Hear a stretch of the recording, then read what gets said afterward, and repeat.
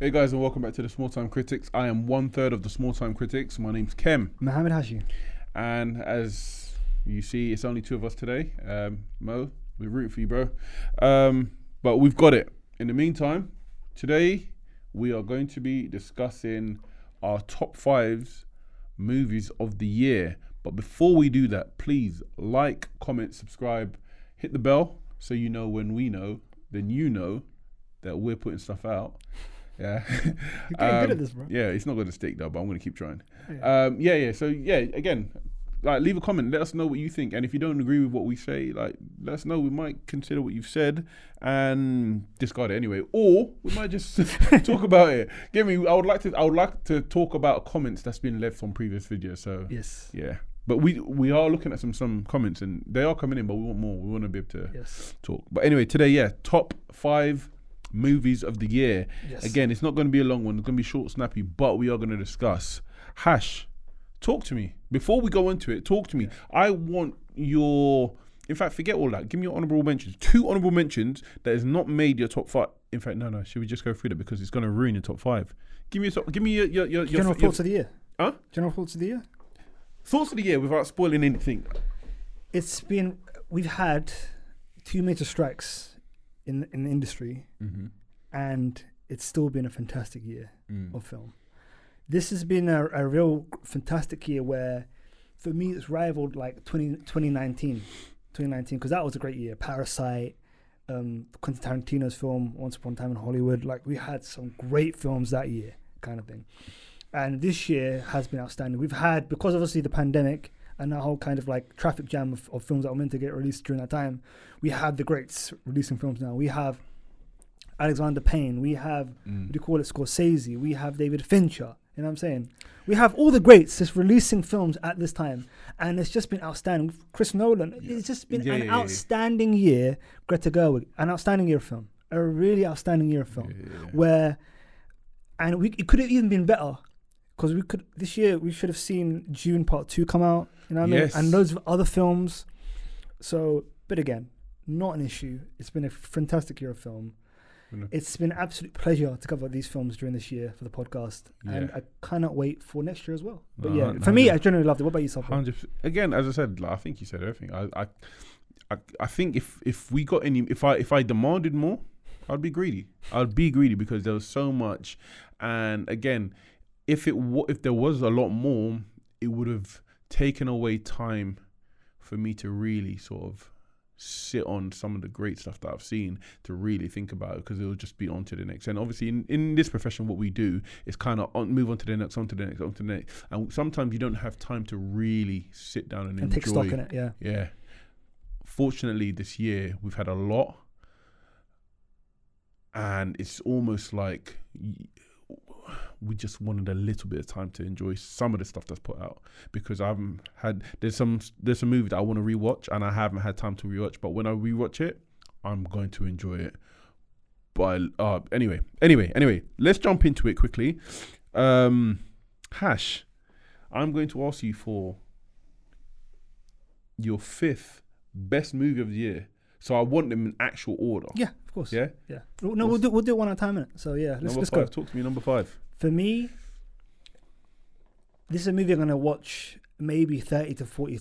I want to watch this movie more than any other film this year for the rest of my life. I'm going to watch this film more than any other film that I'm going to say. It's The Killer by David Fincher. This film, outstanding. Action set pieces were fantastic. The tone was fantastic. For me, I wasn't expecting it to be this funny. It was so funny.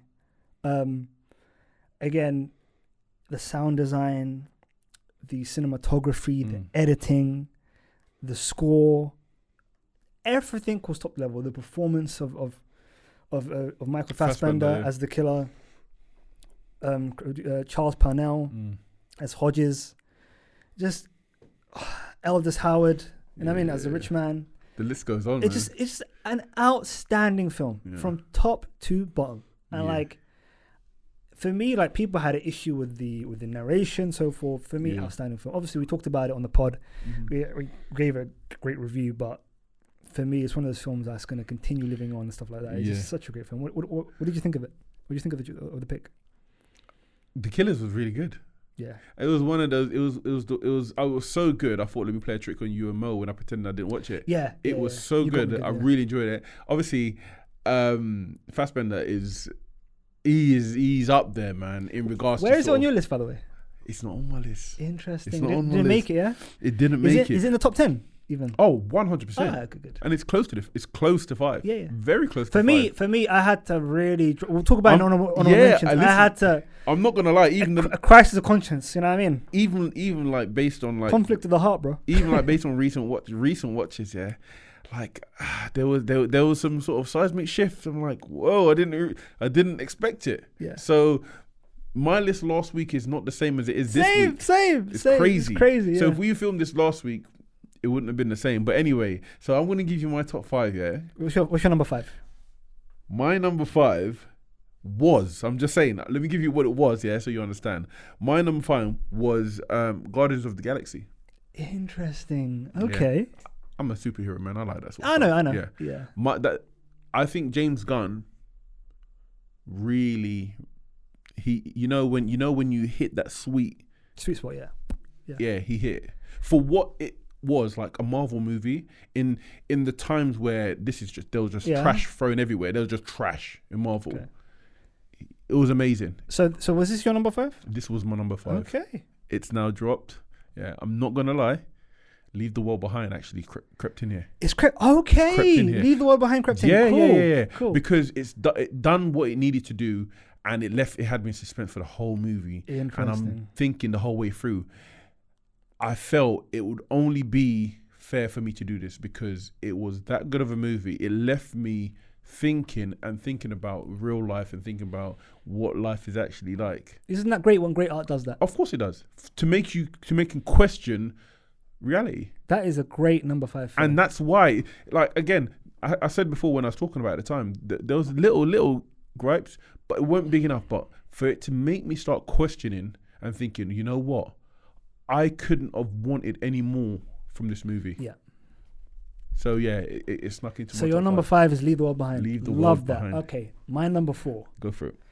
Is a film by Jonathan Glazer called The Zone of Interest. Now, this film is going to be released wider in 2024, but it has a theatrical release this year. I know you and Mo haven't seen it yet. I saw it at the London Film Festival. Yeah. And Kem, I'm still thinking about it. Wow. It's such a compelling film. It's visually, it's so dynamic. Some of the things that they've done technically to make this film, they filmed this film using multiple cameras, filming at the same time, then digitally removed because it was in the shot as someone else was acting. So just imagine all that work, Kem. Yeah. Obviously, you're someone in that background. And basically, the premise of this film is we follow a family who are Nazis, who are basically looking after Auschwitz. And they live right on the outside of it in a beautiful home. And it's basically like a family drama in the midst of Auschwitz. Yeah. And Kem, it's horrifying in so many ways. And you see the hypocrisy of the time. You see just how barbaric life must have been at that time for Jews and stuff like that. It's just such a powerful film, Kem. And it's one of those films that it stays with you, bro. After you watch it, like I remember, like when the film festival, we just kept on talking about it. Remind me because I have to watch this. Oh yeah, it's gonna come out next year. We're gonna watch it again. We're gonna cover it on the pod as well. There's so many stuff that I want to watch that's coming up. Anyway, yes. So let me jump into my top 4 again. What's your 4? What's your number 4? There was a lot of movement. I'm just letting you know. I know. Go on, tell us what's the 4th. Go on. So can I tell you what it was? Yes, but then you have to immediately tell me what your actual 4 is. Go on. Yeah. So my original 4 was John Wick. Yeah. That's in my top 10. Thankfully, it's in my top 10. Yeah. Me too. Yeah. It had to move out. But what's your number 4? Again, look. I'm just leading with this caveat. It's not for everybody. And there's a lot of poo-poo on its name. Like, you lot could keep that. This is why we love you, Kem. Counterculture. Let's go. Okay, the creators. Yeah. That got to your top. Yeah. Because again, I enjoyed it. Like, it left me happy. I know there was some issues with it. Yeah. But I'm okay with it. And I look at this out the year, it left me quite happy. interesting for me. Because obviously I rewatched it after we did our review. I haven't rewatched it yet. And for me, visually, it's as I stand by what I said in regards to kind of the filmmaking and the visual stuff like that. Incredible stuff we haven't seen before, all that kind of stuff. But I felt like what it was trying to say, it failed. It failed. That's for me. It failed on that because the whole kind of overall message of, okay, robots can be good. Let's give them a chance. Didn't really kind of land with me. Again, it could have been couched in a better way, in my opinion. But again, you have to appreciate when filmmakers take a swing. So that I appreciate. But for me, it didn't kind of deliver on what it wanted to do, basically. But yeah, I respect it though. Cool. But yeah. Give me a 3. My number 3. Kem, you're going to be really shocked by this. You're going to be really, really shocked. It's Oppenheimer. I know you're going to be shocked. I know. This film, obviously, we've said what we said about this film. This was obviously the clubhouse leader at the time. But this film, obviously it's an outstanding film. Trinity Test. Killy. I know Mo is going to be, he's most screaming at the screen right now. He's coughing. He's like, oh, what are you talking about? You know what I mean? He's going nuts right now. He's absolutely throwing his toys at the pram. And I completely understand. But for me, this film is so great. It really is. It really was a great film. But I just believe that my 2 and 1 was just a bit better. Yeah. Oh, fair enough. So what's your number 3, Kem? My number 3. I don't even want to say it, man, because like 2 and 3 should be it's in the same bracket, and I feel exactly what you're saying. You know what? I'm changing it right now. It's changed right now. Wow! Right this second. You can do that. You have that power. Go on. I've got that power. Yeah. I'm gonna agree with you. Oppenheimer number 3. Yeah. Okay. So you believe Oppenheimer's number 3 because the 2 that you have ahead of it is. For me, what it's done for me. Yeah. Yeah. This is so interesting. Kem, I think we have the same 1 and 2, by the way. I really think we have the same 1 and 2. Hash, give me your number 2. The number 2, like for me, like top. Yeah.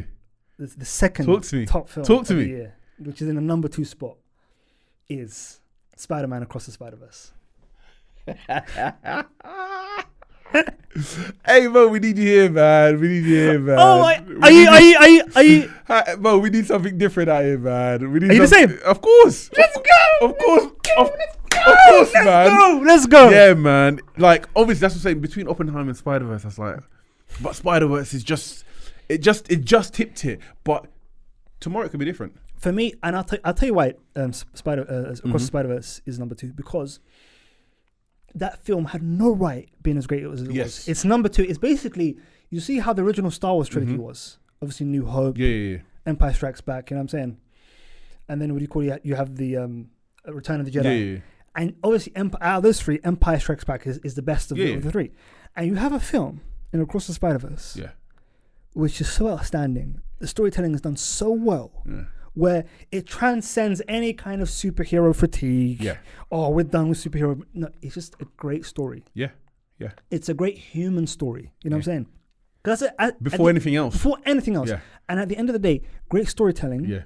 You have to be able to find a way into the story. Yes. You have to be able to relate. You know what I'm saying? And that's what a lot of modern films are not doing right now. They're lacking big time. They're lacking that kind of, you know what I mean? Yeah. The personal touch, so to speak, for want of another expression. Yeah. Whereas this film was just so outstanding. And the way it ends and the chills that we had. Obviously, we had a great experience at Picture House, Ashford, with Ben and the gang. But again, like, this film was just so outstanding. And on the rewatch, it's just so rewarding because you see all of the visuals and the animation and the different types of animation style and the writing and the panels. And the Easter eggs. And the Easter eggs. It's just such an outstanding film. Yeah. And can't believe it or not, in any other year, this would have been number 1. See, that's what I wanted to say. The movies like Oppenheimer and Spider-Verse, it's because it was released so early. It had to withstand the test of time.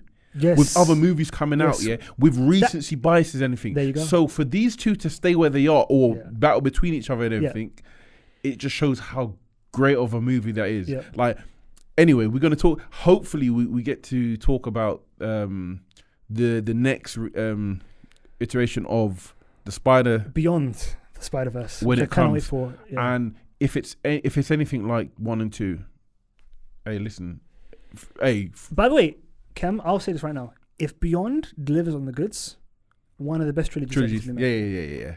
Hands down, I agree. Yeah. Okay. So there's no need to prolong it. We're going to talk about our number one of 2023.